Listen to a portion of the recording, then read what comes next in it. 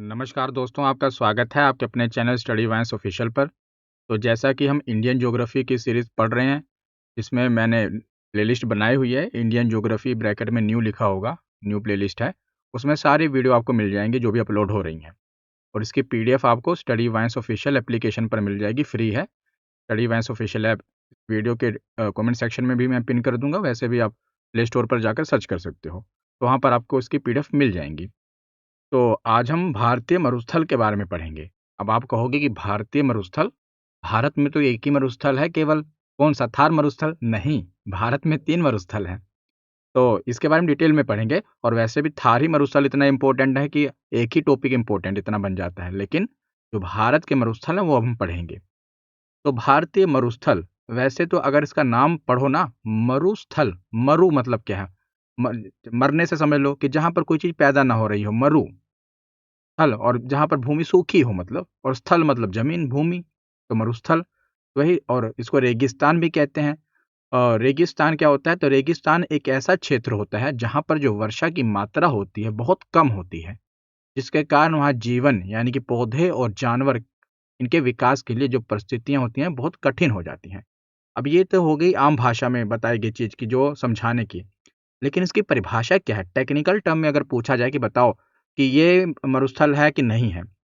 तो रेगिस्तान होता है ना जो, वो ऐसे शुष्क या अर्ध शुष्क क्षेत्र होते हैं जहां पूरे साल में जो वर्षा होती है वो 25 सेंटीमीटर यानी कि 10 इंच से भी कम वर्षा होती है। ऐसे क्षेत्रों को रेगिस्तान या मरुस्थल कहा जाता है या डेजर्ट कहा जाता है। क्या समझे आप? वैसे तो आपको पता है कि जहां बारिश बहुत कम हो रही हो वो तो सूखेग्रस्त एरिया भी हो सकता है, तो उसे हम रेगिस्तान तो नहीं कह देंगे।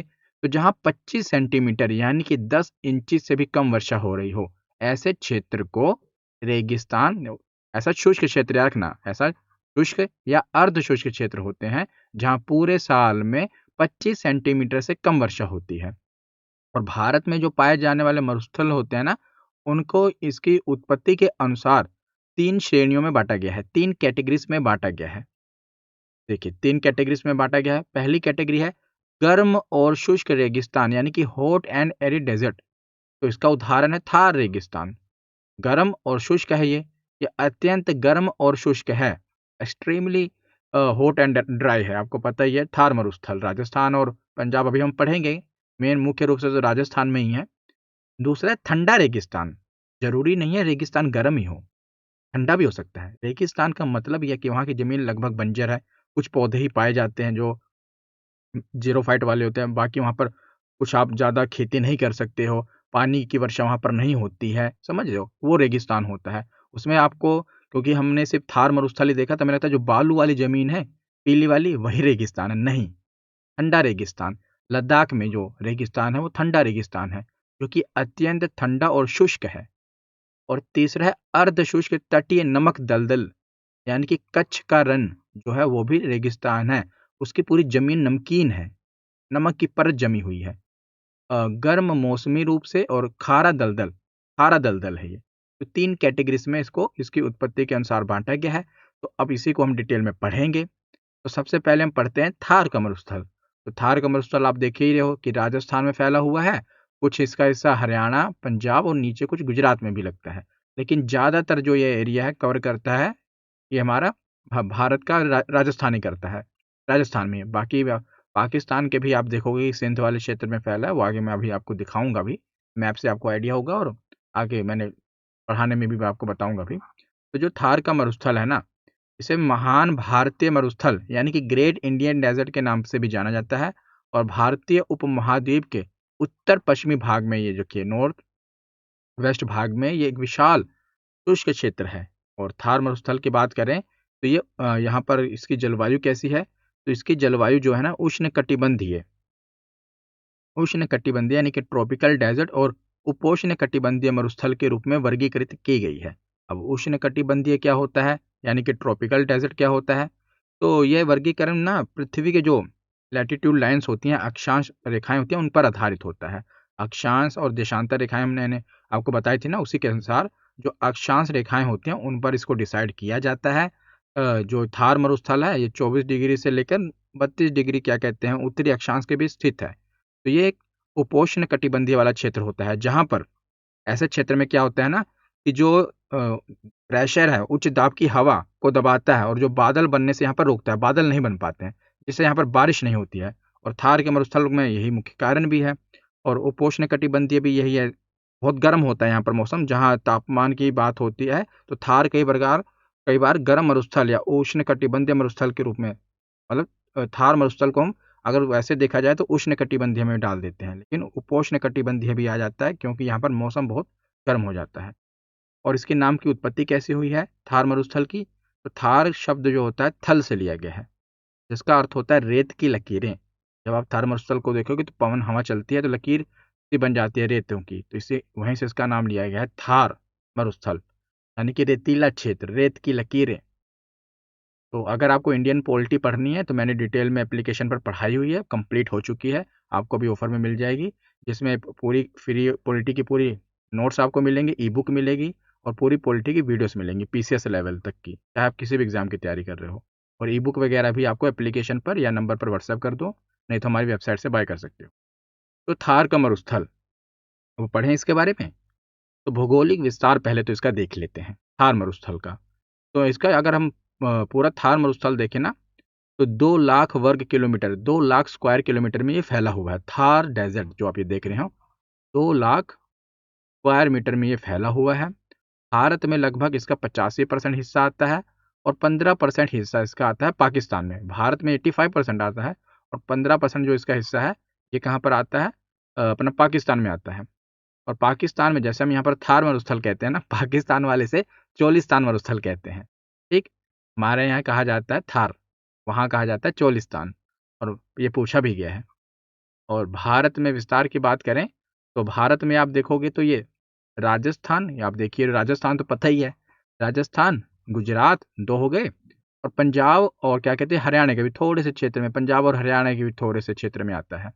तो राजस्थान तो मुख्य भाग है जहाँ लगभग 60% थार मरुस्थल इसी में राजस्थान में ही आ जाता है।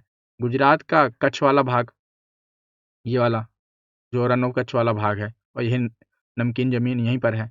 पंजाब का दक्षिणी भाग साउथ वाला थोड़ा सा, और क्या कहते हैं हरियाणा का भी नॉर्थ वेस्ट वाला भाग थोड़ा सा। और सीमाओं की बात करें तो यह उत्तर पश्चिम में सतलुज नदी, पूर्व में अरावली पर्वतमाला, यहाँ पर अरावली पर्वतमाला ऊपर आपको पता है इंडस रिवर का सारा कुछ है, दक्षिण में कच्छ का रन है, और पश्चिम में सिंधु नदी के जलोढ़ मैदान से घिरा हुआ है। तो ये सब आपने पढ़ा ही हुआ है, मतलब मैप देखा होगा तो समझ जाओगे कि ये इसकी सीमाएं हैं। और जलवायु की इसकी बात की जाए तो यहाँ पर शुष्क और अर्ध शुष्क जलवायु पाई जाती है। वार्षिक वर्षा की बात की जाए तो यहाँ पर बहुत कम, औसतन लगभग क्या कहते हैं 100 mm से 250 mm, जिसे हम 10 सेंटीमीटर से 25 सेंटीमीटर के बीच यहाँ पर वर्षा होती है। और तापमान की बात की जाए तो गर्मियों में यहाँ तापमान 45 डिग्री से लेकर 50 डिग्री तक रहता है, और सर्दियों में 5 डिग्री से 10 डिग्री तक रहता है। और सबसे गर्म समय होता है मई जून का, और सबसे ठंडा समय यहाँ पर दिसंबर जनवरी का होता है। और विशेष जलवायु विशेषताएं यहाँ पर बताओ तो जो यहाँ पर लू चलती है, जो कि गर्मी में आपको पता है जो गर्म हवाएं चलती हैं बहुत ही गर्म होती हैं, और धूल भरी आंधियां यहाँ भी चलती हैं जिन्हें डस्ट स्टॉर्म कहते हैं। गर्मियों में 150 किलोमीटर प्रति आवर की स्पीड से यहाँ पर चलने वाली आंधियां होती हैं। और नदी तंत्र और झीलों की बात की जाए थार मरुस्थल में, यहाँ की प्रमुख नदी है लूनी नदी, जो कि अरावली पर्वत की ना पर्वत श्रृंखला से निकलती है। और क्या कहते हैं, ये अपना अजमेर के पास से निकलती है अरावली पर्वत श्रृंखला के पास पुष्कर घाटी से, और रन ऑफ कच्छ में जाकर समा जाती है, विलीन हो जाती है ये लूनी नदी। लूनी नदी की विशेषता ही यही है कि पूरे वर्ष नहीं बहती बल्कि वर्षा पोषित होती है नदी है, यानी कि जब बारिश होती है सीजनल होता है तब इसमें पानी आता है। और थार क्षेत्र की एकमात्र ये प्रमुख नदी है जो समुद्र तक नहीं पहुंचती। ये जो आप देखो कि आप आगे आके समुद्र में नहीं मिल रही, बाकी नदियाँ क्या होती हैं जाकर या तो किसी नदी में मिल जाती हैं या तो जाकर फिर समुद्र में चली जाती हैं, लेकिन ये कच्छ के रन में जाके विलुप्त हो जाती है, समा जाती है, इसीलिए इसे अंतर्देशीय जल निकासी वाली नदी कहते हैं। और झीलों की बात की जाए तो थार की खारे पानी की झीलों को प्लाया कहा जाता है। थार में जो खारे पानी की झीलें होती हैं उन्हें प्लाया कहा जाता है, और स्थानीय भाषा में इन्हें ठंड कहते हैं। और सांभर झील, यहाँ पर कुछ झीलें जो हैं सांभर झील और लूनक रनसर झील और सांभर झील यहाँ की जो महत्वपूर्ण झीलें हैं। सांभर झील जो है ये अंतर्देशीय समान नमक वाली झील है, और लूनकसर झील ये खारे पानी की झील है। और अन्य झील भी यहाँ पर जैसे कुचामन, पचपदरा, फलौदी। तो झीलों के ऊपर तो मैं अलग से पढ़ा भी दूंगा आपको, पूरा टॉपिक ही आएगा वहाँ पर, पूरे भारत की सभी झीलें आएंगी। और मरुस्थलीय आकृतियाँ, हाँ ये इंपॉर्टेंट है। हवाओं के क्या कारण क्या होता है ना, जो पूरी ज़मीन होती है यहाँ पर बालू ही है रेगिस्तान में। अगर हम इस थार रेगिस्तान की बात करें तो हवाएं चलती हैं ना, तो ये जो बालू है इसकी एक आकृति बन जाती है, उसको कुछ नाम दिए गए हैं। तो तेज हवाएं रेत को उड़ाकर विविध आकृतियां बनाती हैं, जैसे बरखान, जैसे बुरचान भी कहते हैं। ये अर्धचंद्राकार रेत के टीले जो जैसलमेर और बाड़मेर क्षेत्र में अधिक पाए जाते हैं, जैसे आप देख रहे हो ये बरखान या अर्धचंद्राकार बालू का स्तूप कहते हैं। इसमें इसमें क्या होता है कि हवा, जैसे रेत है, बालू है, हवा की दिशा होती है, ऐसे हवा बह रही है। हवा बहने के बाद क्या होता है कि यहाँ पर बालू इकट्ठा होकर, हवा इस डायरेक्शन में बह रही है, जिस डायरेक्शन में हवा बह रही है वहाँ पर बालू आप देखो इकट्ठी होगी, और यहाँ पर अर्धचंद्राकार एक आकृति बन जाती है। आप देख पा रहे होंगे, ये जो अर्धचंद्राकार आकृति है ना, इसी को कहा जाता है बरखान। ठीक, अब जो हवा की दिशा किस तरफ होती है, इसी तरफ, और ये फिर इस तरह बन जाती है अर्धचंद्राकार शेप की। आप रेगिस्तान में देखोगे ऐसी बहुत सी दिखता है। और एक होता है, क्या कहते हैं अपना, अनुदैर्ध्य टीले, रेखीय बालू का स्तूप इसे कहते हैं, लॉन्गिट्यूडनल ड्यून्स भी कहा जाता है।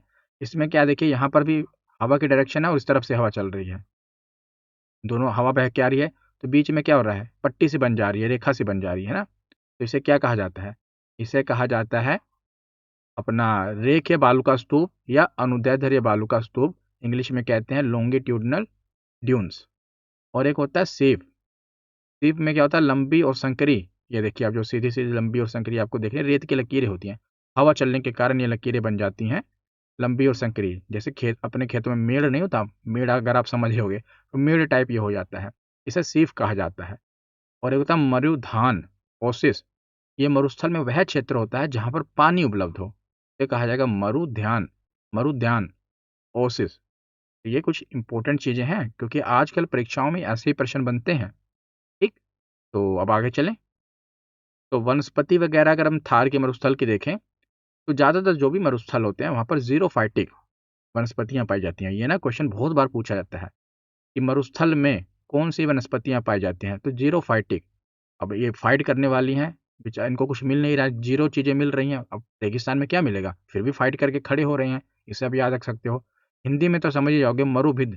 जब मरु आ ही जाएगा तो मरुस्थल में होता है। तो ये वनस्पति जो होती है ना, कठोर होती है, इसीलिए इसकी शुष्क परिस्थितियों के लिए अनुकूलित होती है। और मुख्य पौधों की बात करें तो राजस्थान का जो खेजड़ी वृक्ष है इसी कैटेगरी में आता है, ये राजस्थान का राज्य वृक्ष है। और बबूल, कैक्टस और झाड़ियाँ तो आपको पता ही है, रेगिस्तान में पाई ही जाती हैं। वन्य जीव की बात करें, यहाँ थार मरुस्थल की बात हो रही है अभी, तो भारतीय जंगली गधा और ब्लैक बक जैसे जानवर यहाँ पर पाए जाते हैं थार मरुस्थल में। और भारतीय महान गोडावन, जो आप ये देख रहे हो, ग्रेट इंडियन बस्टर्ड, यह मरुस्थल का एक महत्वपूर्ण क्या कहते हैं, क्रिटिकली इंडेंजर्ड, यानी कि अत्यधिक संकटग्रस्त पक्षी है, जो आप ये देख रहे हो, ग्रेट इंडियन बस्टर्ड। और मिट्टी यहाँ पर तो आपको पता ही है, फिर मुख्य रूप से रेतीली और कैल्शियम युक्त मिट्टी होती है। जब ज़्यादा कैल्शियम इसमें पाया जाता है, इसलिए ये जमीन एक तरह से बंजर होती है, बहुत कम उपजाऊ होती है, कैल्शियम की मात्रा क्योंकि यहाँ पर बहुत ज़्यादा होती है। अब जनसंख्या, अर्थव्यवस्था और विकास, मैंने ना इसको कैटेगरी में सब डिवाइड किया, पहले जलवायु कैसी है, प्रकार कैसा है, ऐसे हम ना सब पढ़ते आए हैं, देखिए शुरू से ही। जलवायु, नदी तंत्र, झीलें, उसके बाद आकृतियाँ कैसी बनती है, यहाँ की वनस्पति कैसी है, वन्य जीव कौन से हैं, मिट्टी कैसी पाई जाती है। अब जनसंख्या, फिर अर्थव्यवस्था और विकास को पढ़ते हैं। तो यहाँ का जनसंख्या जो घनत्व है ना थार मरुस्थल का, वो 83 व्यक्ति प्रति वर्ग किलोमीटर में रहते हैं। और यह विश्व का सबसे अधिक जनसंख्या घनत्व वाला मरुस्थल है। यानी कि जितने भी मरुस्थल हैं, मरुस्थल पे जिंदगी, मतलब जीवन बहुत ही मुश्किल है, देखते हो ना आप। लेकिन ये क्योंकि यहाँ पर इंदिरा गांधी नहर है, उसके कारण बहुत ज़्यादा यहाँ पर डेंसिटी देखने को मिलती है पॉपुलेशन की। यहाँ ये जो थार मरुस्थल है सबसे अधिक जनसंख्या घनत्व वाला मरुस्थल है, और राजस्थान की लगभग 40% आबादी यहीं रहती है। और अर्थव्यवस्था की बात करें कि यहाँ की इकोनॉमी कैसे चलती है थार मरुस्थल की, तो पशुपालन लोग करते हैं, कठोर जलवायु के कारण यह प्रमुख गतिविधि है। जैसे ऊन उत्पादन, यह भारत का सर्वाधिक ऊन उत्पादक क्षेत्र है। खनिज, यहाँ पेट्रोलियम, प्राकृतिक गैस, जिप्सम और नमक के भंडार हैं। इंदिरा गांधी नहर परियोजना, ये क्या है? इंदिरा गांधी नहर परियोजना का उद्देश्य था कि मरुस्थलीय क्षेत्र में पीने का पानी और सिंचाई की सुविधा उपलब्ध कराना। इसने लगभग 6500 वर्ग किलोमीटर क्षेत्र को सिंचाई प्रदान करती है इंदिरा गांधी नहर, जिससे क्षेत्र में खेती और बसावट बढ़ी है, और यह थार मरुस्थल की जीवन रेखा कहा जाता है इंदिरा गांधी नहर को। तो प्रमुख शहरों की बात करें तो जैसलमेर, थार थार क्षेत्र की बात कर रहे हैं हम, तो जैसलमेर इसे गोल्डन सिटी कहते हैं, जोधपुर इसे ब्लू सिटी कहा जाता है और मरुस्थल का प्रवेश द्वार कहा जाता है। बीकानेर और बाड़मेर ये थार क्षेत्र के मुख्य शहर हैं। थार का मरुस्थल हमने पढ़ लिया। आगे हम पढ़ते हैं ठंडा और रेगिस्तान लद्दाख का। तो यह भारत के उत्तरी भाग में महान हिमालय के पार यानी ट्रांस हिमालय, ये मैंने आपको पढ़ाया हुआ है, हिमालय का विभाजन जब आप पढ़ोगे, नहीं पढ़ा तो आपने अभी प्लेलिस्ट में चले जाना, इंडियन ज्योग्राफी न्यू प्लेलिस्ट बनी हुई है, उसमें हिमालय का विभाजन पढ़ना, वहाँ पर ट्रांस हिमालय पढ़ाया मैंने आपको। तो यह भारत के उत्तरी भाग में जो लद्दाख है, ट्रांस हिमालय के पार स्थित है। यह गोल्ड डेजर्ट आप जो देख रहे हो, कुछ हिस्सा इसका हिमाचल प्रदेश में भी आता है, पर मुख्य रूप से लद्दाख में है। और इसका भौगोलिक विशेषता की बात की जाए तो ये लद्दाख का केंद्र शासित प्रदेश है। स्थान की बात की जाए तो काराकोरम रेंज हमने जो पढ़ा था ना, काराकोरम के उत्तर में और जास्कर रेंज के दक्षिण के बीच में ये स्थित है। ठीक, और यह क्षेत्र हिमालय के वृष्टि छाया क्षेत्र रेन शेडो वाले एरिया में आता है। मैंने आपको बताया ही था कि जब पर्वत पहाड़ियाँ होती हैं, ऊंचे ऊंचे पर्वत होते हैं, तो बादल जो जाते हैं आगे बढ़ नहीं पाते, इनसे टकरा कर यहीं रह जाते हैं, बारिश इधर ही कर देते हैं। तो जिससे क्या होता है कि उस पर्वत के आगे वाला क्षेत्र में बादल नहीं पहुंच पाते, यहाँ बारिश नहीं होती, इसीलिए इसे कहा जाता है रेन शेडो एरिया। इसलिए मानसूनी हवाएं यहाँ तक नहीं पहुँच पाती अ, लद्दाख में। और झीलों की बात की जाए तो पेंगोंग सो और सो मोरिरी ये खारे पानी की झीलें हैं, यहाँ पर पाई जाती हैं। ग्लेशियर, यहाँ कई ग्लेशियर पाए जाते हैं जैसे सियाचिन। और जलवायु और जंतु की बात करें तो यहाँ का जो क्लाइमेट है वो पोलर क्लाइमेट के समान है, ध्रुवों पर जैसा क्लाइमेट है, यानी कि बहुत ही ज़्यादा ठंडा और शुष्क ड्राई, और हवा यहाँ पर बहुत ही पतली रहती है, जिस कारण सूर्य का प्रकाश और ऊष्मा बहुत तीव्र होती है। और वनस्पति की बात करें तो यहाँ पर जो वनस्पति है ना बहुत ही विरल है, यानी कि घास के छोटे पैच हैं, और विलो और चिनार की लकड़ी का बागान है, विलो के बेड वगैरह बनते हैं। और जीव जंतु की बात करें तो याक और हिम तेंदुआ जो बर्फ में ही पाया जाएगा, जंगली जंगली भेड़ और तिब्बती एंटीलोप जिसे चिरू कहा जाता है यहाँ पर है, ये सब यहाँ पर जीव जंतु देखने को मिलते हैं। और संस्कृति और लोगों की बात की जाए तो लोग बुद्ध धर्म और इस्लाम धर्म का पालन करते हैं यहाँ पर। और चांगपा जो जनजाति है, ये पश्मीना बकरी का पालन के लिए प्रसिद्ध है। पश्मीना का ऊन भी वगैरह बहुत प्रसिद्ध है ना, तो पश्मीना बकरी का पालन जो करती है चांगपा जनजाति। और यहीं पर हेमिस नेशनल पार्क है जो भारत का सबसे बड़ा नेशनल पार्क है। तो हमने लद्दाख वाले रेगिस्तान के बारे में भी पढ़ लिया। अब हम पढ़ते हैं कच्छ का run, semi arid coastal salt Marsh run of Kutch. तो जो कच्छ का रन है गुजरात में, ये एक यूनिक भौगोलिक क्षेत्र है जिसे तकनीकी रूप से पूर्ण रेगिस्तान नहीं माना जाता है, लेकिन यह एक विशाल शुष्क कम वर्षा वाला क्षेत्र है जो मरुस्थलीय विशेषताओं को प्रदर्शित करता है, जो आप ये देख रहे हो। अ, इसका विस्तार की बात करें तो गुजरात के कच्छ जिले में है। इसे महान रन या और छोटा रन यानी कि ग्रेट रन और लिटिल रन में डिवाइड किया गया है। अभी देखो यहाँ पर आपको समझ आएगा। ये जो ऊपर वाला है ना, इसे ग्रेट रन ऑफ कच्छ कहते हैं, ये वाला गुजरात में ही। और जो नीचे छोटा सा है इसे कहते हैं लिटिल रन ऑफ कच्छ। तो यहाँ की जलवायु बहुत ही गर्म और अर्ध शुष्क है। और विशेषता की बात करें तो यह एक ज्वारीय मड फ्लैट यानी टाइडल मड फ्लैट है, मतलब दलदली जमीन है जो आप देख रहे हो। और शुष्क मौसम है, और पानी सूख जाता है, और नमक के क्रिस्टल जो होते हैं अपने सफ़ेद परत छोड़ देते हैं। यहाँ से जो भारत में नमक वगैरह बनता है ज़्यादातर यहीं से आता है। और इसकी उत्पत्ति कैसी हुई थी? यह कभी अरब सागर का उथला हिस्सा था, जो कि भूवैज्ञानिक उत्थान और नदियों के जमाव से ऊपर उठ गया। पहले मतलब कि ये अरब सागर का हिस्सा था, लेकिन फिर क्या हुआ कि जियोलॉजिकल अपलिफ्टमेंट के कारण क्या हुआ, नदियों के जमाव के कारण ये थोड़ा सा ऊपर उठ गया, जिसके कारण पानी वगैरह सब सूखा है। जो नमकीन वगैरह है अब यहाँ पर है नमक। और नदियाँ यहाँ लूनी नदी सहित कई नदियाँ विलीन हो जाती हैं। जीव जंतु की बात करो तो वन्य जीव अभयारण्य जो यहाँ पर सेंचुरी वाइल्ड लाइफ कच्छ के रन का भारतीय जंगली गधा अभयारण्य इंडियन वाइल्ड एस सेंचुरी यहाँ पर है, और यह जंगली गधा दुनिया का एकमात्र निवास स्थान है, जंगली गधे का एकमात्र निवास स्थान है यहाँ पर जंगली गधा अभयारण्य में। और यहाँ के अन्य जीव जैसे राजहंस, फ्लेमिंगो जिन्हें हम कहते हैं, ये विभिन्न प्रकार के प्रवासी पक्षी होते हैं जो आते हैं उड़कर। और पर्यावरण की बात करूँ तो यह क्षेत्र नमक उत्पादन के लिए महत्वपूर्ण है, जैसा कि मैंने आपको बताया। तो अब हमने रेगिस्तान के बारे में जो भी पढ़ना था पढ़ लिया, यहाँ से बाहर प्रश्न नहीं बनेगा। अब हम क्या करते हैं, हमेशा की तरह जो अलग अलग एग्जाम में पूछे गए प्रीवियस ईयर क्वेश्चन है वो लगाते हैं। इनके सही जवाब आपको देने हैं, मैं बस आपका साथ दूंगा। तो पहला प्रश्न है कि भौगोलिक रूप से किसी क्षेत्र को रेगिस्तान घोषित करने के लिए वहां पर एवरेज वार्षिक वर्षा की मानक सीमा क्या है, कि वहां पर कितनी वर्षा हो रही हो तो उसे कहा जाएगा कि ये रेगिस्तान है। मतलब मानक सीमा क्या है, तो मैंने आपको बताया था कि 25 सेंटीमीटर से कम अगर वर्षा होगी तब उसे क्या कहा जाएगा, तब उसे कहा जाएगा 250 मिलीमीटर या 25 सेंटीमीटर। इससे कम होगी तो रेगिस्तान की परिभाषा में आता है ना। और इंच में होता 10 इंच। तीनों याद रख लो, 250 मिलीमीटर, 25 सेंटीमीटर और 10 इंच। तो इसका सही जवाब कौन सा है, ऑप्शन सी। अब अगला प्रश्न है कि थार रेगिस्तान की सबसे महत्वपूर्ण नदी कौन सी है, जो कि अंतर्देशीय जल निकास यानी कि इनलैंड ड्रेनेज का एक प्रमुख उदाहरण है। तो इसका सही जवाब कौन सी नदी है, तो लूनी नदी ही है, आपको पता ही है, ये विलीन हो जाती है रन ऑफ कच्छ में। तो ऑप्शन डी इसका सही जवाब होगा। अब अगला प्रश्न है कि थार रेगिस्तान में पाए जाने वाले अर्धचंद्राकार रेत के टीलों को किस नाम से जाना जाता है। तो थार रेगिस्तान में जो अर्धचंद्राकार टीले पाए जाते हैं इन्हें बरकान या बरचंस कहते हैं। ऑप्शन बी इसका सही जवाब होगा।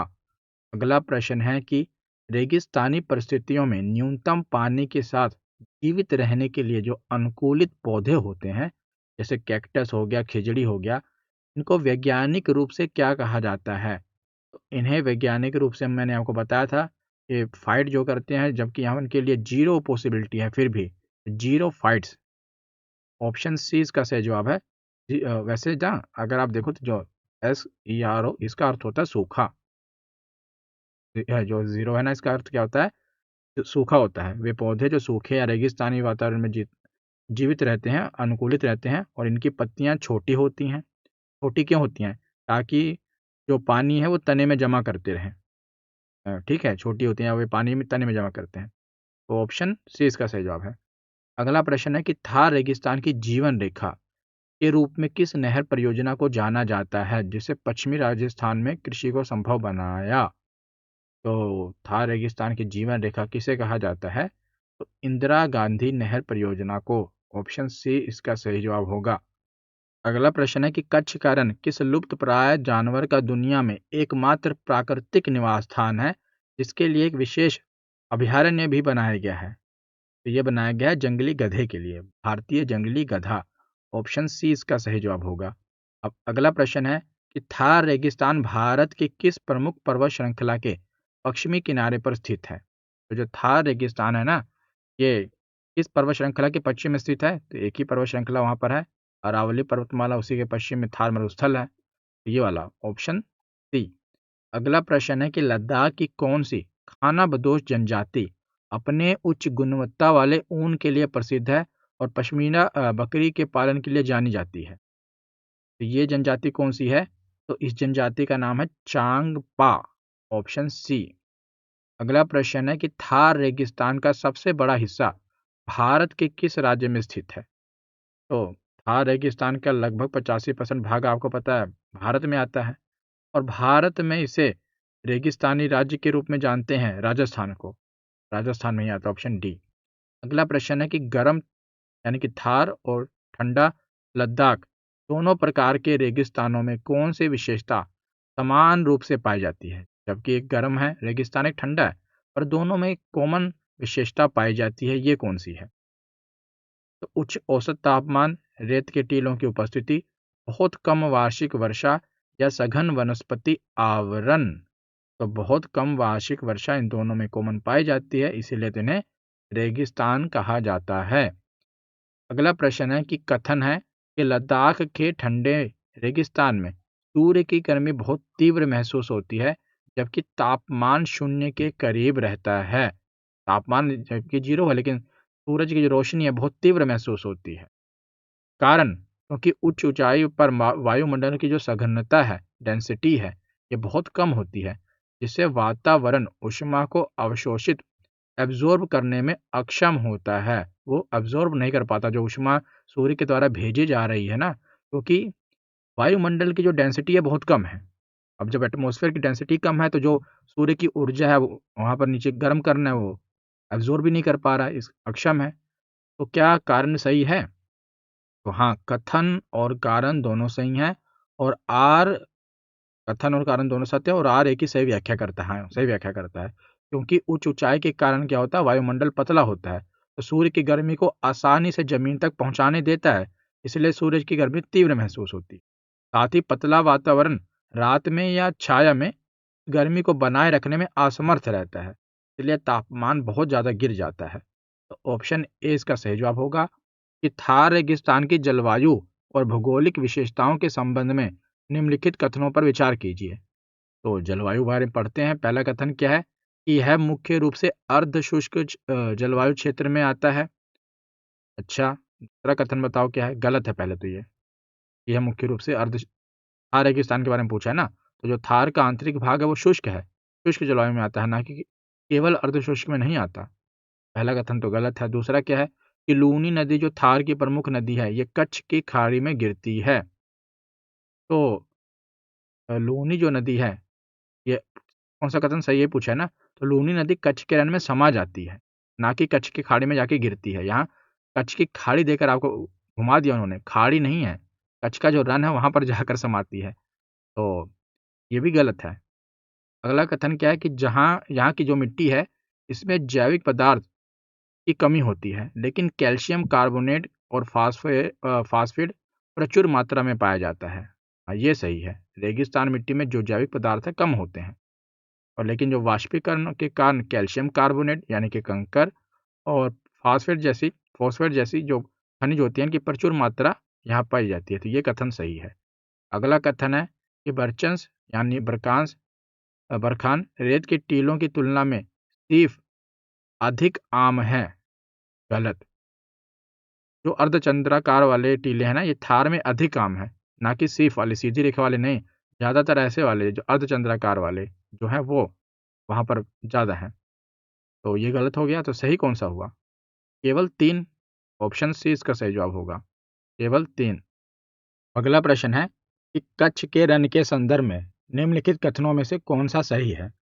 तो पहला कथन क्या है कि यह भारत का एकमात्र ऐसा क्षेत्र है जहां जंगली ऊंट पाए जाते हैं। तो ये कथन गलत है। जंगली ऊंट जिन्हें जंगली बैक्टीरियन ऊंट कहा जाता है, ये भारत के लद्दाख के जो ठंडा रेगिस्तान है वहां पाया जाता है, ना कि कच्छ के रण में। और दूसरा कथन है कि भूवैज्ञानिक रूप से यह एक विलुप्त डेल्टा का हिस्सा है, कच्छ का रण। तो ये सही है, क्योंकि भूवैज्ञानिकों का मानना है कि कच्छ का जो रण है ये कभी सिंधु नदी की एक शाखा रहा होगा, उसका सिंधु नदी का एक विलुप्त डेल्टा रहा होगा, जो बाद में समुद्र तल में बदलाव से ऊपर उठ के आ गया है। तो ये सही है। तीसरा कथन है कि मानसून के मौसम में यह क्षेत्र अरब सागर के ज्वारीय जल से आंशिक रूप से जलमग्न हो जाता है। तो ये भी सही है। मानसून के दौरान क्या होता है, विशेष रूप से बसंत और ज्वार के समय ये क्षेत्र अरब सागर के ज्वारीय जल से और नदियों के कारण दलदल में बदल जाता है, और इसकी ये अनूठी विशेषता है। तो सही है ये वाला कथन। तो अब इसमें से कौन सा सही है? केवल दो और तीन। तो आज का ये लेक्चर यहीं पर ख़त्म होता है। कैसी लगी ये वीडियो कमेंट सेक्शन में ज़रूर बताना। धन्यवाद।